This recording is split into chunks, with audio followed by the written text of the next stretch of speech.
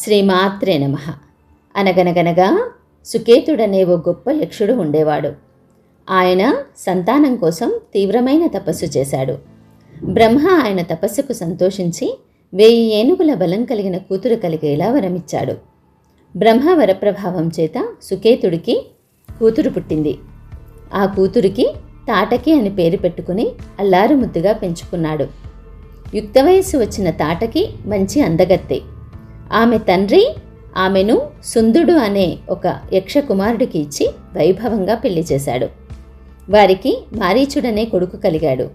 అతడు పరాక్రమంలో ఇంద్రుడికి సమానమైన బలం కలవాడు. ఇలా జీవితం ఆనందంగా గడుస్తూ ఉండగా ఓ రోజు తాటకి భర్త సుందుడు గర్వంతో అగస్త్య మహర్షి తపస్సుకు భంగం కలిగించడంతో కోపించిన అగస్త్యుడు తన ధ్యాన శక్తితో వాడిని భస్మం చేశాడు. ఇది తెలుసుకుని అగస్త్యుడిపై కక్ష కట్టిన తాటకి తన కొడుకు మారీచుడితో కలిసి అగస్త్యుడిని చంపడానికి వచ్చింది. దాంతో ఆగ్రహించిన మహర్షి వారిద్దరినీ రాక్షసులుగా నరమాంస భక్షకులుగా మారిపోమ్మని శపించాడు. అప్పటి నుంచి తాటకి అక్కడి వారందరినీ సంహరిస్తూ ఆ ప్రదేశంలో యజ్ఞయాగాలు ఏవీ జరగనివ్వకుండా భీకరమైన అరణ్యంగా మార్చేసింది. తండ్రి ఆజ్ఞతో తమ్ముడితో కలిసి విశ్వామిత్ర మహర్షి వెంట యాగరక్షణ కోసం బయలుదేరిన దశరథాత్మజుడు తాటకి నివసిస్తున్న ఆ భయంకరమైన అరణ్యంలోకి ప్రవేశించాడు.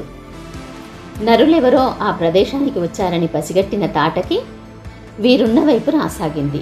అది చూసిన విశ్వామిత్రుడు, రామా, అదిగో తాటకి, ఆడదని ఆలోచించకు, ఈమె యజ్ఞాలు చేసే ఋషులను బాధిస్తూ ఈ ప్రదేశాన్ని బీభత్సంగా మార్చింది, ఈమెను చంపడం ధర్మమే అని చెప్పాడు.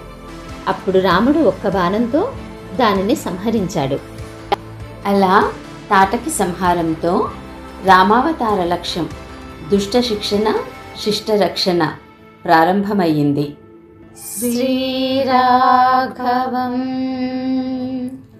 దశరథాత్మజమప్రమేయం సీతాపతిం రఘుకులాన్వయరత్నదీపం ఆజానుబాహుం అరవిందదళాయతాక్షం రామం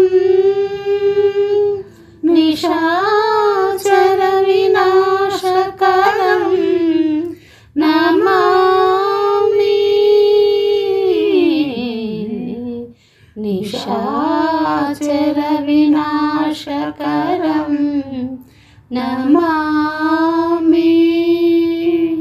ప్రాణికోటి అంతా ఆ నిరాకార చైతన్యం యొక్క అంశతోనే ఈ లోకంలోకి వస్తారు.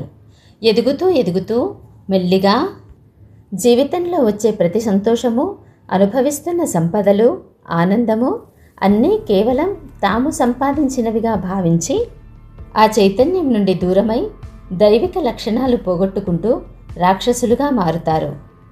నిస్వార్థమైన మనస్సుతో లోకక్షేమాన్ని కోరుకునే వారి ముఖంలో కనిపించే ప్రశాంతత దైవం, స్వార్థం నిండిన మనిషి ముఖంలో కనిపించే అశాంతి రాక్షసత్వం.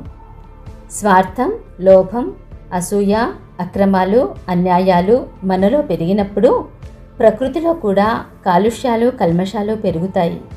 మనకు వ్యతిరేకతలు ఎదురవుతాయి. ఇతరుల పట్ల, ప్రకృతి పట్ల చేస్తున్న నష్టాలు మనకు కష్టాలుగా, ఆపదలుగా తిరిగి వస్తాయి. మనిషిగా పుట్టి మహోన్నతుడిగా ఎదిగినా, రాక్షసులుగా మారినా ఆ దయామయుని కరుణకు పాత్రులమే.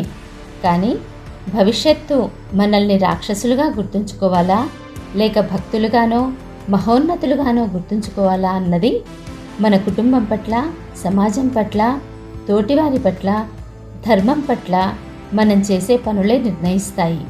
నిరంతర భగవన్నామ స్మరణ ఈ భవబంధాల నుంచి మనల్ని విముక్తులను చేస్తాయి. రామరామ అన్న బోయవాడు వాల్మీకి అయ్యాడు. రామస్పర్శతో రాయి అహల్య అయ్యింది. ఆ రామపాదం తాకిన పాదుక అయోధ్య నేలింది. రామనామస్మరణతో దైవమయ్యాడు హనుమ. తనకు తోచిన చిన్న సాయం చేస్తూ ఉడత ఆ స్వామి అపార కరుణకు పాత్రమైంది. ఆ స్పర్శతో పునీతమైంది. నిరంతరము రామనామ స్మరణతో మన హృదయ సింహాసనంపై ఆ స్వామికి పట్టాభిషేకం చేద్దాం. ఆ వైకుంఠ ధామాన్ని చేరుదాం. జై Sriram. Like, share and subscribe.